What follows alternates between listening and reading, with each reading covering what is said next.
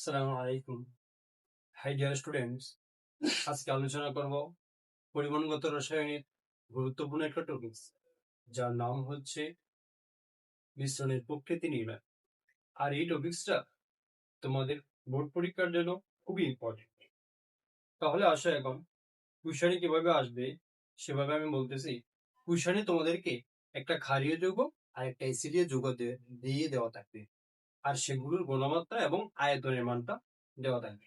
অবশ্যই মিশ্রণের প্রকৃতি নির্ণয় করতে গেলে ঘনমাত্রার মান আর আয়তনের মানটা অবশ্যই লাগবে।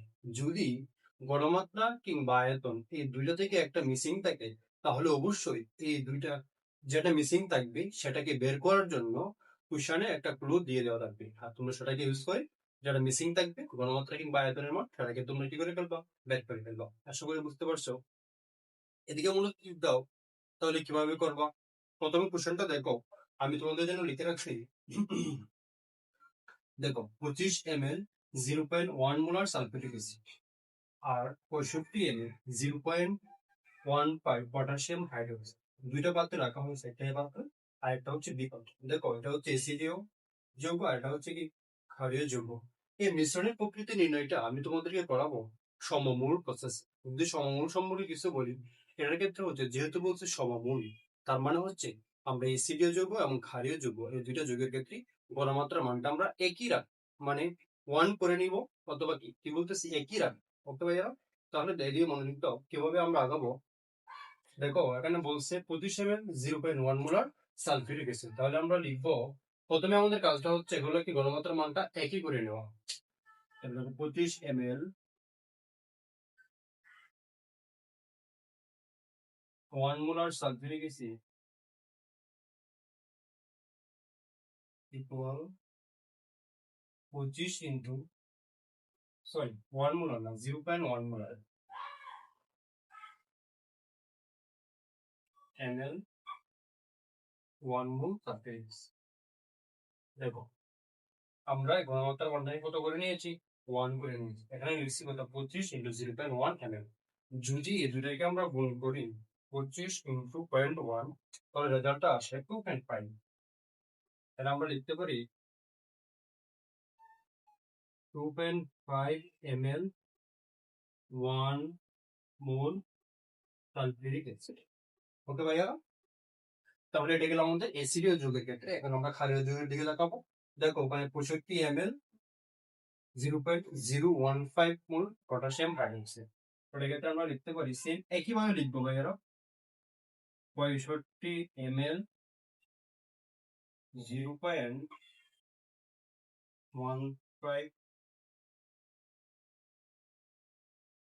কি যৌগ দেওয়া আছে ভাইয়ারা, দেখো পটাশিয়াম হাইড্রোক্সাইড। তাহলে আমরা লিখবো 65 into 0.15 ml 1 molar potassium hydroxide. তাহলে যদি আমরা 65-এর সাথে 0.15 গুণ করি, রেজাল্টটা আসে 9.75 9.75 ml 1 মোল পটাশিয়াম হাইড্রোক্সাইড। দেখো আমি তোমাদেরকে বলছিলাম যে সমমূলের প্রচেষ্টার ক্ষেত্রে আমাদের প্রথম যে কাজটা হচ্ছে ঘনমাত্রা মানটাকে কি করে নেওয়া, 1 করে নেওয়া। দেখো দুটোর ক্ষেত্রে ঘনমাত্রা মানটাকে আমরা কি করে নিয়েছি, 1 করে নিয়েছি। এরপর এর 2 নম্বর স্টেপটা হচ্ছে যে অ্যাসিডীয় যৌগ দেওয়া আছে এবং ক্ষারীয় যে দুটো যৌগ দেওয়া আছে, এই দুটো যৌগকে আমরা কি করবো, বিক্রিয়া করবো এবং এদের যে মূল সংখ্যাগুলো আসবে সেই মূল সংখ্যাগুলোকে আমরা তুলনা করবো। তাহলে আসো, আমাদের দুটো যৌগ দেওয়া, একটা হচ্ছে sulphuric acid H2SO4 plus potassium hydroxide. যদি এই দুইটাকে আমরা বিক্রিয়া করি তাহলে আসবে K2SO4 প্লাস H2। ওকে, আমরা বিক্রিয়া করে ফেলেছি। বিক্রিয়া করার পর অবশ্যই তোমাদেরকে সমাধান করতে হবে। দেখো এখানে পটাশিয়াম রয়েছে কয়টা, 2টা, আর এখানে পটাশিয়াম রয়েছে, তার মানে আমাদের এখানে 2 হবে। আর মোটামুটি সবগুলো সমাতা আছে। তাহলে কি বলেছি, বিক্রিয়া করানোর পরে এদের মূল সংখ্যা যে আছে সেই মূল সংখ্যাটাকে আমরা তুলনা করবো। তাহলে আমরা কি লিখতে পারি, দেখো এখানে সালফিউরিক অ্যাসিড রয়েছে 1 মোল আর পটাশিয়াম হাইড্রোক্সাইড রয়েছে কত মোল, 2 মোল। তাহলে আমরা লিখতে পারি 1 mole sulfuric acid equal 2 mole potassium hydroxide। ভাইয়েরা এদিকে মনোযোগ দাও। এটা দ্বারা কি বোঝাচ্ছে? এটা দ্বারা বোঝাচ্ছে যদি আমরা 1 মোল সালফিউরিক অ্যাসিড ইউজ করি তাহলে আমাদেরকে পটাশিয়াম হাইড্রোক্সাইড ইউজ করতে হবে কত মোল? 2 মোল। যদি আমরা সালফিউরিক অ্যাসিড ইউজ করি 2 মোল, তাহলে পটাশিয়াম হাইড্রোক্সাইড ইউজ করতে হবে কত মোল? 4। এটার 1 মোল ইউজ করলে এটা ইউজ করতে হবে কত মোল ভাইয়েরা? 2 মোল। এখন আসো আমাদের এখানে দেখো সালফিউরিক অ্যাসিড রয়েছে 2.5 ml আর হচ্ছে পটাশিয়াম হাইড্রোক্সাইড রয়েছে কত ml? 9.7 ml। তাহলে দেখো এখানে কম রয়েছে কোনটা? অবশ্যই সালফিউরিক অ্যাসিডের পরিমাণ কত মোল রয়েছে? 2.5। তার মানে এর পরিমাণটা অবশ্যই কম। যে পরিমাণটা কম থাকে এবং যে হচ্ছে আগেই শেষ হয়ে যায় সেটা আমরা জানি সেটা কি লিমিটিং বিক্রিয়া। তাহলে দেখো যদি আমরা এখানে 2.5 ml ইউজ করে ফেলি, 2.5 ml, তাহলে এখানে 1 মোল ইউজ করতে হবে, এখানে 2 মোল ইউজ করতে হবে। তাহলে কত হবে? 2 ইন্টু 2.5। হ্যাঁ, ওকে ভাইয়া। তাহলে দেখো অবশিষ্ট পরিমাণ কার রয়েছে? দেখো সালফিউরিক অ্যাসিডের ক্ষেত্রে 2.5 ml, তার আয়তনটা হচ্ছে 2.5 ml। তার মানে তার আয়তনটা কম কার থেকে? পটাশিয়াম হাইড্রোক্সাইডের থেকে। তার মানে সে আগেই শেষ হয়ে যাবে। তার মানে এখানে সালফিউরিক অ্যাসিডটা কি লিমিটিং বিক্রিয়া। তাহলে এখন আমরা লিখবো অবশিষ্ট পটাশিয়াম হাইড্রোক্সাইড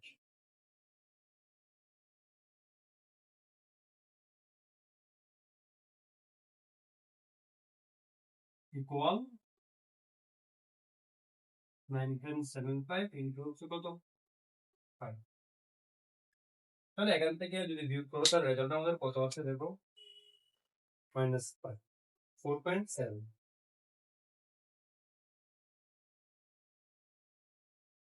তার মানে আমাদের এখানে অবশিষ্ট রয়েছে কি ভাইয়ারা? দেখো পটাশিয়াম হাইড্রোক্সাইড। আর পটাশিয়াম হাইড্রোক্সাইডটা হচ্ছে কি অবশ্যই ক্ষারীয় যৌগ।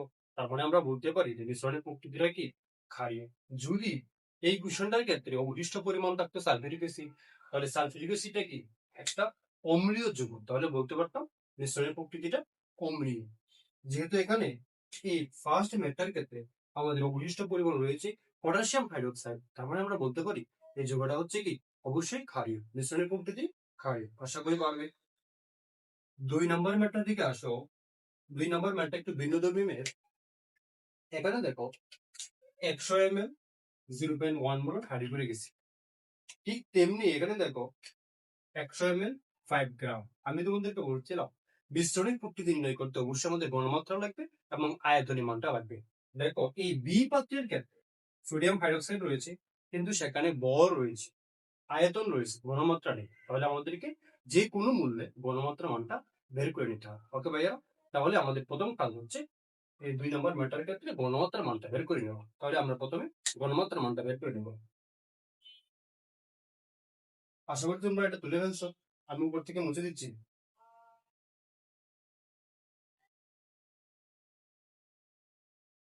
দেখো ঘনমাত্রার মানটা বের করার ক্ষেত্রে তোমরা সূত্র অবশ্যই জানো। এস ইকুয়াল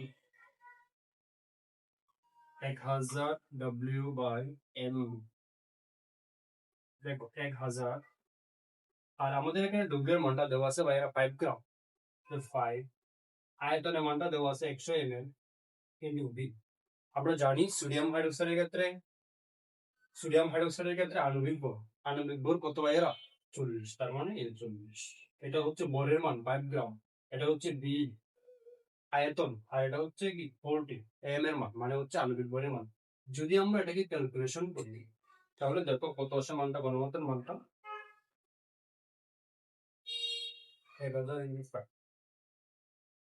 বর্গ হচ্ছে ভাইয়ারা 140। তাহলে 1.25 আসে। 1.25। তাহলে আমাদের প্রথম কন্ডিশন ছিল যদি ঘনমাত্রা কিংবা আয়তনের মান দুটো থেকে যে কোনো একটা মিসিং থাকে তাহলে সেটাকে বের করে ফেলা। আমাদের এই কোশ্চেনটার ক্ষেত্রে ঘনমাত্রার মানটা মিসিং ছিল, তাহলে আমরা প্রথমে ঘনমাত্রার মানটা বের করে ফেলছি। আশা করি তোমরা বুঝতে পারছো। আমি আগেরটা মুছে দিচ্ছি সম্পূর্ণটা। তাহলে এই ক্ষেত্রে ঘনমাত্রার মানটা আমাদের কত আসে? 1.25। আমি এখানে লিখে নিচ্ছি 1.25 m। আমার জায়গা একটু সংকট ভাইয়েরা, তাই আমি উপর থেকে মুছে দিচ্ছি আর ঘনমাত্রার মানটা এখানে ইনপুট করে দিয়েছি। তাহলে আমরা ঠিক আগের মতোই শুরু করবো। ঘনমাত্রার মানটা প্রথমে সমমূল করে নিব, তারপরে হচ্ছে সামনে আঁকবো। তাহলে দেখো এ পাত্রের ক্ষেত্রে 100 ml 0.1 মোলার হাইড্রোক্লোরিক অ্যাসিড, লিখতে পারি 100 ইন্টু 0.1 ml 1 মোলার হাইড্রোক্লোরিক। যদি আমরা এটাকে গুণ করি 100 দ্বারা, তাহলে এখানটা কত আসবে? 100 ইন্টু 0.1 প্লাস 10, এটা আসতে হচ্ছে 10 ml 1 মোলার হাইড্রোক্লোরিক অ্যাসিড। প্রথম আমরা এ পাত্রের ক্ষেত্রে ঘনমাত্রার মানটা আমরা 1 করে নিয়েছি। বি পাত্রের ক্ষেত্রে দেখো দেওয়া আছে 100 ml, ঘনমাত্রার মানটা আমরা পেয়েছিলাম 1.25 m, যৌগটা হচ্ছে সোডিয়াম হাইড্রোক্সাইড। তাহলে আমরা লিখতে পারি 100 into 1.25 ml 1 molar sodium hydroxide. যদি আমরা এটাকে গুণ করে দিই 100 into 1.25 125 ml 1 molar sodium hydroxide. একটা জিনিস মনে রাখবা, সমমূলার প্রসেসের ক্ষেত্রে এই যে প্রথম যে প্যাটার্নটা আছে, এই সবগুলো প্যাটার্ন হচ্ছে same। মানে তুমি ঘনমাত্রা এবং আয়তনের মানটা গুণ করে তারপরে হচ্ছে এই রেজাল্টটাকে তোমরা ml এ রাখবা, ঘনমাত্রা এবং আয়তনের মানটা গুণ করবা। গুণ করার পরে এই মানটাকে কিতে রাখতে হয়? ml রাখতে হয়, এবং ঘনমাত্রার মানটাকে তখন কি হয়ে যায়? 1 মোলার করে। ওকে ভাইয়া? তাহলে দেখো আমরা প্রথমে ঘনমাত্রার মানটাকে সমমূল করে নিলাম। 2 নাম্বার স্টেপ আমাদেরকে বিক্রিয়া করতে হবে। আমাদেরকে এখানে দেওয়া আছে হাইড্রোক্লোরিক অ্যাসিড এবং হচ্ছে সোডিয়াম হাইড্রোক্সাইড। যদি আমরা বিক্রিয়াটা লিখি, হাইড্রোক্লোরিক অ্যাসিড সোডিয়াম হাইড্রোক্সাইড, এটা করলে আমাদের কি আসবে? Sodium chloride plus H2O। বাইরা মনোযোগ দাও। দেখো এবং আমাদের বিক্রিয়া করা শেষ এবং এটা সমতা হওয়া আছে। সমতা ইজিলি তোমরা বিক্রিয়া করার পর অবশ্যই সমতার দিকে ফোকাস দিবা। যেহেতু আমাদের সমতাটা হয়ে গেছে, তাহলে 3 নাম্বার স্টেপ হচ্ছে আমাদের মূল সংখ্যাগুলো কি করতে হবে? তুলনা করতে হবে। তাহলে আমরা এখানে লিখতে পারতেছি ভাইয়েরা 1 mole hydrochloric acid equal 1 mole sodium hydroxide. দেখো এখানে 1 মোল রয়েছে, এখানে 1 মোল রয়েছে, আর সেটাই আমি কেটে দিচ্ছি। ওকে ভাইয়েরা, এটা লেখা শেষ। এরপরে আসো, এরপরে স্টেপটা হচ্ছে আমাদের এই যে এমএল গুলো আছে, এই এমএল গুলো আমরা তুলনা করবো। এর 1 ml এর জন্য এর আমাদের 1 ml এর প্রয়োজন। এখানে দেখো হাইড্রোক্লোরিক অ্যাসিড রয়েছে কত ml? 100 ml, আর সোডিয়াম হাইড্রোক্সাইড রয়েছে 125 ml। তাহলে এখানে কম কার মানে অল্প পরিমাণ কি আছে? Hydrochloric acid. যেহেতু সে অল্প পরিমাণে আছে আর সোডিয়াম হাইড্রোক্সাইডটা বেশি পরিমাণে আছে, তাহলে হাইড্রোক্লোরিক অ্যাসিড আগেই শেষ হয়ে যাবে এবং সে কি হয়ে যাবে? লিমিটিং বিক্রিয়া। তাহলে আমরা এখানে 100 ml ইউজ করবো। 100 ml হাইড্রোক্লোরিক অ্যাসিড ইকুয়াল, এখানে কত আসবে? 100 ml hydrochloric, 100 ml sodium hydroxide. কেন 100 ml ইউজ করলাম? কারণ তার এক ml এর জন্য তার 1 ml প্রয়োজন। আরেকটা কথা মনে রাখবা, সমমূল প্রসেসের ক্ষেত্রে ঘনমাত্রা এবং আয়তনের যে অনুপাতটা আছে এটা সি। ওকে ভাই? তাহলে এখানে আমাদের অবশিষ্ট পরিমাণ কার থাকে? এই লিখবো অবশিষ্ট